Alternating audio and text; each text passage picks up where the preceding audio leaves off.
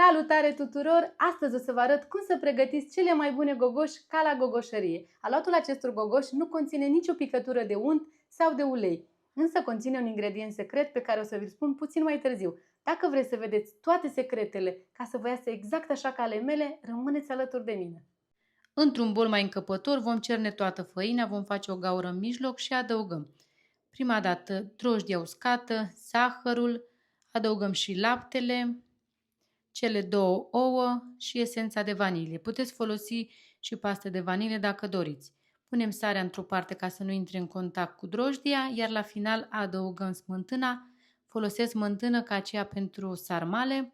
Aceasta va ajuta să avem un aluat mai pufos și gogoșile noastre vor ține mai multe zile proaspete, asta în cazul în care vă rămân.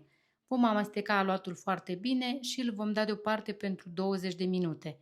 Nu vom frământa în acest punct, pentru că aluatul nu conține nici măcar o picătură de unt sau de ulei, are nevoie de acest timp de odihnă. Este practic obligatoriu.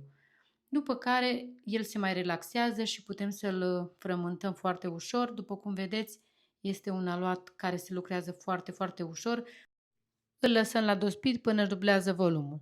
Îl vom scoate pe o suprafață înfăinată și vom împărți în bile de 100 de grame fiecare. Ne ajutăm întotdeauna de făină și le vom pune toate într-o tavă. Eu am pus bucățele de hârtie de copt ca să fie mai ușor atunci când le vom pune la prăjit. Le acoperim și le lăsăm să crească pentru încă 30-40 de minute, după care le vom prăji în uleiul încins. Dacă aveți un termometru, temperatura ideală este de 150 de grade. Le lăsăm să se prăjească la foc mic, pentru că dacă le vom da la focul mare, avem riscul să rămână crude în interior și să se ardă foarte mult în exterior. O să vă arăt un mic secret, dacă doriți să știți exact că sunt făcute la interior. Le înțepați cu o scobitoare exact ca la prăjituri, iar dacă scobitoarea iese curată, înseamnă că sunt perfect făcute. Dacă iese umedă, le mai lăsăm puțin. Acestea deja sunt gata, le voi scoate. După cum vedeți, arată nemaipomenit. Uitați și voi, au păstrat perfect acea bordură albă. Uitați cât sunt de pufoase. O să rup una ca să vă arăt cum este la interior. Uitați și voi cum arată aceste gogoși.